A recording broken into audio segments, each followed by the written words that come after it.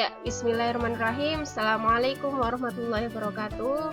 Semoga kalian senantiasa sehat semuanya dan sudah mulai persiapan ulangan matematika wajib ya.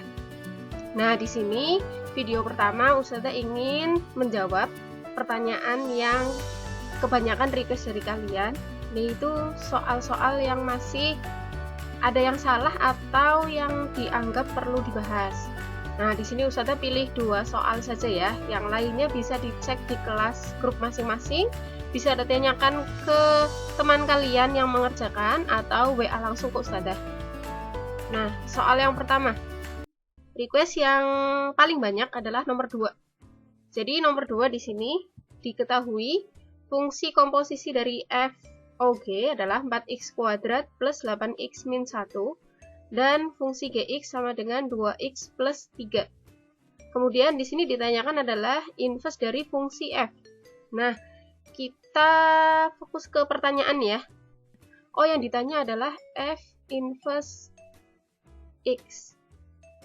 Berarti fungsi inverse dari fx. Nah, yang di soal sini ada nggak di sini fungsi fx-nya? Kalau sudah ada fungsi fx-nya, ya udah langsung saja fx itu diinverskan.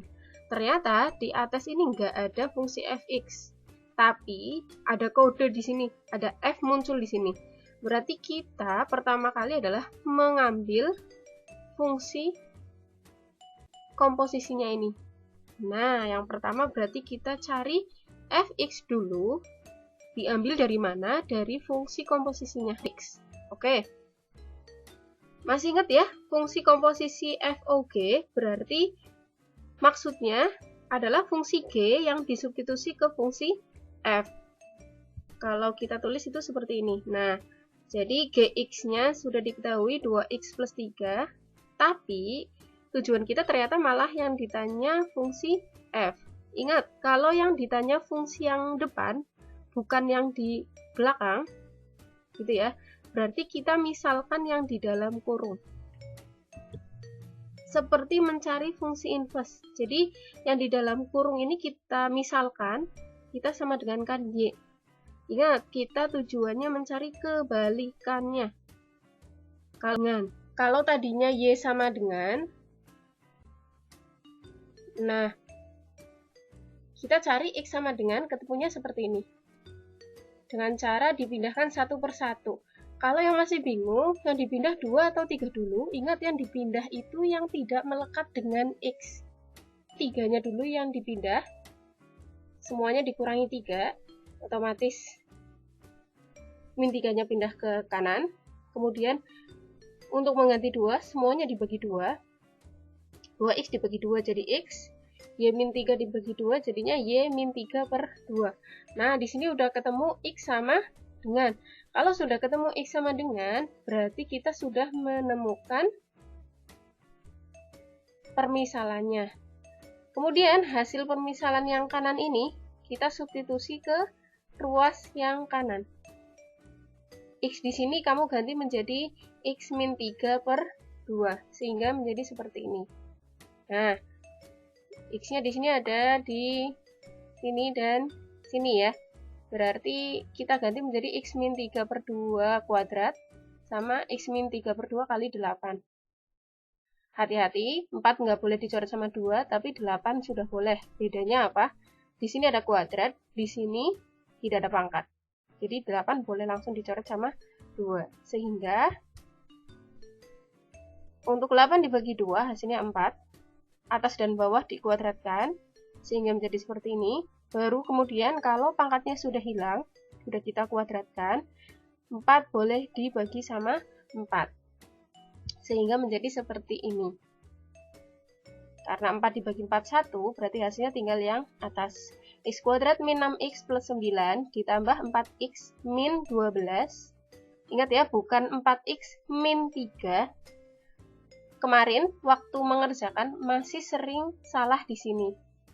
Jadi beberapa sudah pakai kurung, tapi masih lupa 4 itu hanya dikali sama X. Padahal 4 di sini dikali sama 3 juga, min 3. Seperti itu ya.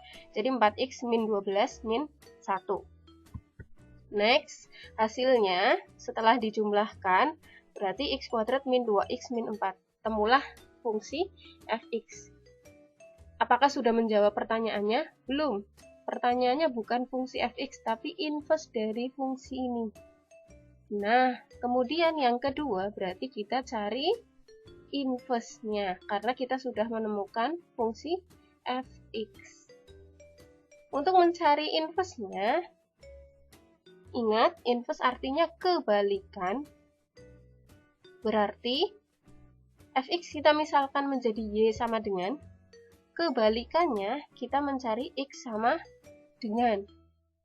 Berarti, nah, seperti ini agar x-nya bergabung. Mungkin setelah ini ada yang berpikiran x-nya disatukan. Berarti seperti ini. Oke, terus kemudian yang di dalam kurung dipindah. Jadi seperti ini. Nah, kalau seperti ini, kenapa warnanya merah? Artinya salah, ya. Kita sebenarnya sejatinya memang mencari x sama dengan, tapi ingat, saran Ustadzah waktu di awal-awal, bahwasanya kalau sudah ketemu x sama dengan, tapi kalau ruas sebaliknya masih memuat x, artinya belum fungsi inverse-nya. Jadi, masih salah. Terus gimana caranya, Us? Kok bisa x-nya biar sendirian? Padahal ini difaktorin ya tetap ada x. Nah, waktu MPLS sudah Ustadzah sampaikan, waktu semester 1 juga sudah Ustadzah sampaikan, hanya saja memang belum Ustadzah beri contohnya. Hanya sekedar menyampaikan bahwa akar persamaan kuadrat itu penyelesaiannya ada 3 cara. Umumnya kalian baru tahu cara nomor 1 sama cara nomor 2. Nomor 2 pun jarang dipakai. Seringnya ini dipakai waktu matematika peminatan. Paling baru disampaikan ya, kuadrat sempurnanya, namanya saja, judulnya saja, tapi mungkin ada beberapa yang sudah tahu contohnya. Di sini Ustadzah mengingatkan kembali ya, untuk contoh kuadrat sempurna. Jadi kalau posisinya seperti ini, itu bisa dikerjakan menggunakan kuadrat sempurna. Bagaimana caranya? Ustadzah ambil contoh lain. Jadi misal, di sini ada persamaan itu x kuadrat min 6x min 4. Kita mau menyatukan x-nya biar menjadi satu saja, variabel x-nya itu ada satu aja, gimana caranya? Berarti kita fokus ke suku yang pertama sama suku yang kedua, yaitu x kuadrat dan 6x. Min 4 kita biarkan dulu, dia biar stay cool di situ dulu. Jadi kita fokusnya ke x kuadrat min 6x. Ini min 4 mau kalian pindah ke kanan dulu boleh, atau mau di sini dulu boleh, terserah. Ya, jadi fokusnya ke yang merah ini, x kuadrat min 6x. Nah, kita ubah menjadi seperti ini. Jadi gampangannya, kalian kan tadi fokus ke x kuadrat min 6x. Oke, gampangannya adalah min 6 kamu bagi 2, pindah di sini 1, yang di sini juga 1. Kalau di sini plus 6, berarti di sini plus 3, yang di sini juga plus 3. Kalau yang ini rumusnya selalu dikurangi, karena kalau kuadrat mau negatif mau positif dikuadratin tetap positif, jadi ini nggak mungkin berubah jadi plus gitu ya. Tapi kalau yang di sini bisa berubah jadi plus tergantung dari sininya. Kalau di sini itu plus 6, ya berarti ini jadinya plus 3. Nah, kalau sudah seperti ini, min 3 dikuadratkan menjadi 9. Nah, ada yang masih belum paham, jadi di sini coba kita kali silang ya. X min 3 kuadrat itu berapa? Kalau dikali pelangi berarti x min 3 kali x min 3, sehingga hasilnya ini x kuadrat min 6x plus 9. Min 9 ini, min 4, oke, biarin aja dulu. Nah, tujuan kita kan mencari yang senilai dengan yang atas ini ya. Sama nggak ini? X kuadrat min 6x plus 9 min 9. Sama, karena kalau 9 dikurangi 9, hasilnya 0. Berarti persamaannya sama dengan yang atas, x kuadrat min 6x min 4. Jadi seperti itu maksudnya kuadrat sempurna. Kita mencari angka min 9 ini untuk menyempurnakan kuadrat yang di depan. Seperti itu. cara mencarinya juga tadi sudah jelaskan, silahkan min 6 dibagi 2 hasilnya berapa, taruh di dalam kurung 1, taruh di luar 1. Seperti itu. Oke, kita lupakan yang ini. Next, kita lanjut yang ini. Karena tadi kita min 4-nya masih di kiri, ya berarti boleh min 9 dijumlah sama min 4. Oke, karena bisa dijumlah, min 9, min 4 menjadi min 13. Sekarang kita fokus ke soal yang tadi. Jadi bagaimana cara mengubah x kuadrat min 2x agar x-nya menyatu? Gunakan kuadrat sempurna. Fokus ke yang tengah-tengah, yang memiliki variabel x. Berarti min 2. Setengah dari min 2 berapa? Ya, betul, min 1. Sehingga di dalam kurung kalian kasih min 1, kemudian dikurangi yang di luar juga min 1 kuadrat. Sehingga menjadi y plus 4 sama dengan x min 1 kuadrat min 1. Min 1, ya daripada sendirian di sini ya, kita pindah, ditambahkan dengan 4, sehingga menjadi y plus 5. Nah, kalau seperti ini baru betul, x-nya sudah menjadi 1.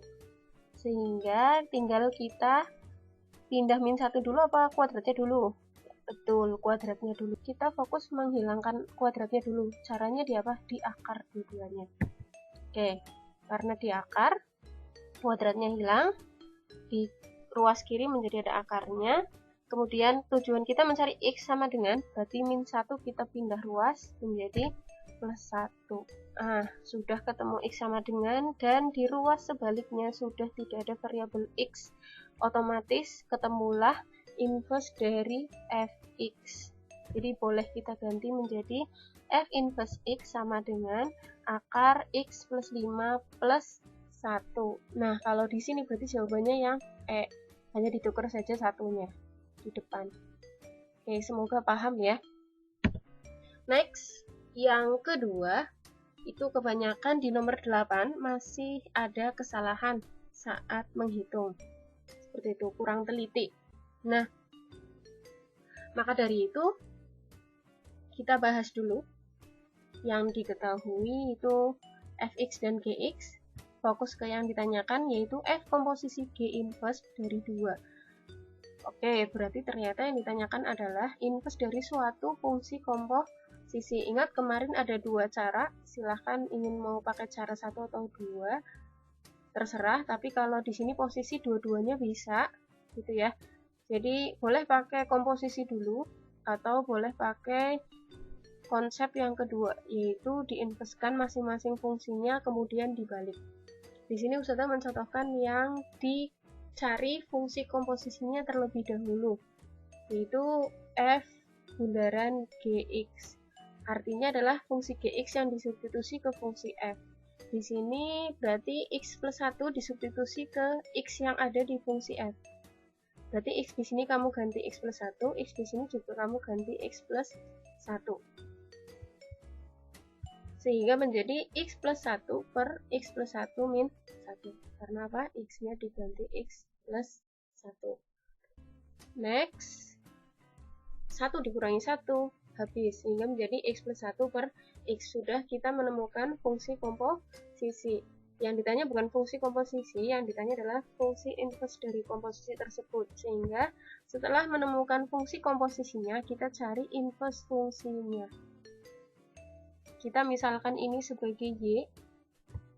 Oke, kebalikannya adalah x sama dengan. Berarti kita kalikan dulu. Ingat ya, y ini adalah y per 1.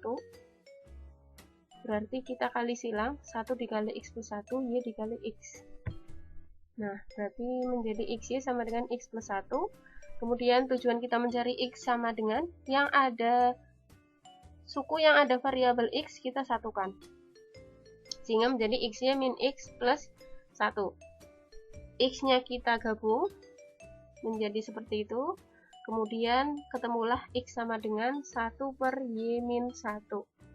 Ketemulah f komposisi g inverse dari x. Y-nya kita ganti menjadi x. Nah, yang ditanyakan bukan f komposisi g inverse-nya, tetapi nilai dari 2 yang disubstitusi ke inverse fungsi komposisi. Berarti X diganti menjadi 2, sehingga 1/2 min 1. 2 dikurangi 1 adalah 1. 1/1 jawabannya adalah 1. Berarti jawabannya adalah yang D. Nah, seperti itu dulu penjelasan dari Ustazah terkait beberapa soal yang kemarin masih sering salah dan ada request pertanyaan yang dianggap sulit. Jadi seperti itu, semoga semakin paham dan semakin jelas dengan contoh soal yang Ustazah berikan. Next, Ustazah akan memberikan tips bagaimana cara mengerjakan soal SBMPTN tipe fungsi komposisi. Karena apa? Fungsi komposisi itu tiap tahun pasti keluar di soal SBMPTN. Sekian dari Ustazah, terima kasih. Sampai jumpa materi berikutnya. Wassalamualaikum warahmatullahi wabarakatuh.